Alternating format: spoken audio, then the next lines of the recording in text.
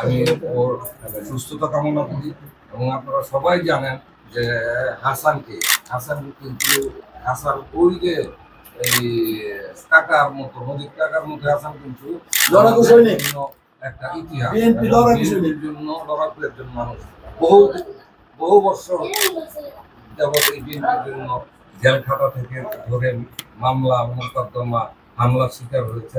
সে একজন বড় একজন ত্যাগী মানুষ। আমরা তাকে শ্রদ্ধা জানাই তার কর্মজীবনের জন্য এবং আমরা আশা করি অচিরেই এই হাসান অচিরেই সুস্থ হয়ে ইনশাআল্লাহ আবার আমাদের সাথে রাজপথে এবং আমাদের ইনশাআল্লাহ সামনে নির্বাচন, সেই নির্বাচনও আমরা দেখতে পাবো হাসানকে হাসি মুখে সবার কাছে ইনশাআল্লাহ। এটা বলেই আমি আমার বক্তব্য শেষ করছি এবং বাবুরালবাসীকে আমি ধন্যবাদ জানাই। বাবুরালবাসীর আন্তরিকতা, আমি জন্মের পর থেকে এই অঞ্চলে আসা যাওয়া, আমার সাথে আত্মীয়তা সম্পর্কে এই অঞ্চলের মানুষের সাথে আমি বিশ্বাস করি তারা আমাকে যেরকম ভালোবাসে এবং আমিও তাদেরকে সেই রূপই ভালোবাসি।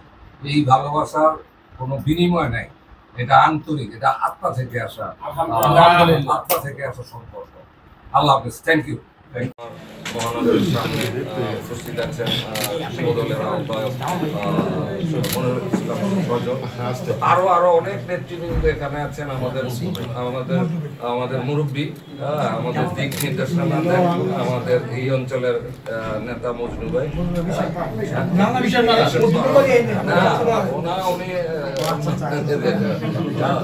উনি আমাদের অনেক সময় দিক নির্দেশনা দিয়ে থাকেন। উনি আমাদের নেতা, উনি উপস্থিত আছেন, আরো উপস্থিত আছেন এখানে আরো কেউ উপস্থিত আছেন, সবার নাম সকল প্রতিষ্ঠিত সদস্য এখানে আমাদের মন্ত্রী আছে, আলম আছে, জয়নাল আছেন, অনেক এখানে দেখলাম আমাদের এই কৃষক দলের সভাপতি স্বপন ভাই আছেন। আমি আসলে অনেক দরকার নাই, সবার নাম সবাইকে ধন্যবাদ এবং কৃতজ্ঞতা জানাচ্ছি। এবং আমি সর্বশেষ যেটা বলতে চাই যে বিএনপি একটা বৃহত্তর দল, আমাদের বার্তাটা পৌঁছে দিতে হবে যে আগামীর বাংলাদেশটা কেমন হবে।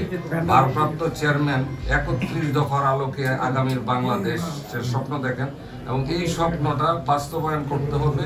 এই তরুণদের চোখে আমরা আগামীর বাংলাদেশ স্বপ্ন দেখি। আমাদের অভিজ্ঞতা, আমাদের যারা প্রবীণ আমরা যারা আছি এবং নবীন যারা আছেন এবং তরুণ যারা আছেন এবং যারা আমাদের নারী মা বোনেরা আছেন, সবাই মিলে সমতার ভিত্তিতে আগামী বাংলাদেশ করতে চাই ইনশাআল্লাহ। আমি আমার বক্তব্য দীর্ঘায়িত করবো না, আমাদের আরো একটা প্রোগ্রাম আছে ইনশাআল্লাহ। সবাইকে ধন্যবাদ জানিয়ে এবং আবারও স্থায়ী কমিটির সদস্যবৃন্দ যারা আমাদের মনোনয়ন দিচ্ছেন এবং ভারপ্রাপ্ত চেয়ারম্যান আগামীর বাংলাদেশের ভবিষ্যৎ ইনশাআল্লাহ ভারপ্রাপ্ত চেয়ারম্যান তারেক রহমান, তাকে ধন্যবাদ জানাই এবং আজকে এখানেই আমার বক্তব্য শেষ করছি। খোদা হাফেজ, বাংলাদেশ জিন্দাবাদ। তখন আমার সাথে এখন কিছু সংখ্যক নারায়ণগঞ্জ মহানগরের কিছু লোক বিদ্রোহী, যারা বিদ্রোহী নমুসনকে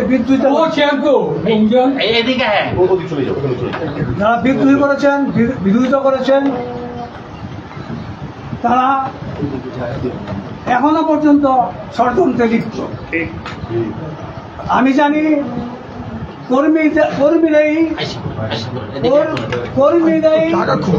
মূল শক্তি।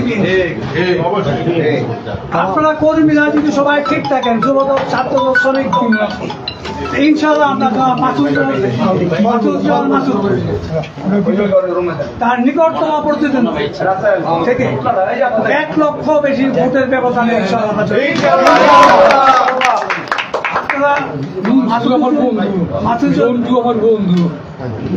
মাসুদুজ্জামান মাসুদ সাহেবের জন্য উনি যেন কামিয়াব হইতে পারে। আজকে থেকে ওনার বাবার সাথে আমি চলতাম, ওনার বাবা আমাকে খুব শ্রদ্ধা করতো, এখন ভালোবাসতাম। আমি ওনাকে খুব শ্রদ্ধা করতাম, এখন ভালোবাসতাম। ওই সুসম্পর্ক ছিল। তার চাচা, আপন চাচা আমার সাথে মনসুর আপন ছোট ভাইয়ের মতো আমাকে দেখতো, আমি তাকে বড় ভাইয়ের মতো দেখতাম, যদিও আমরা একই সাথে চলতাম। আজকে মনসুর নেই, মনসুর থাকলে এই নির্বাচনটা আরো ভালো হতো। আশা করি আমার এই চাচাকে আপনারা বিপুল ভোটে পাশ করেন। আর আমার বক্তব্য এখানে রাখলাম। রাজপথে আপনার কাছে দেখা হবে। আমি মাসুদ সাহেবের কাছে যে সব জায়গায় উনি যাবেন আমাকে নিয়ে যাবেন, আমি প্রত্যেকটা জায়গার মধ্যে দুই ভাই দুই ভাই শীষে ভোট চাই, দুই ভাই দুই ভাই শীষে ভোট চাই।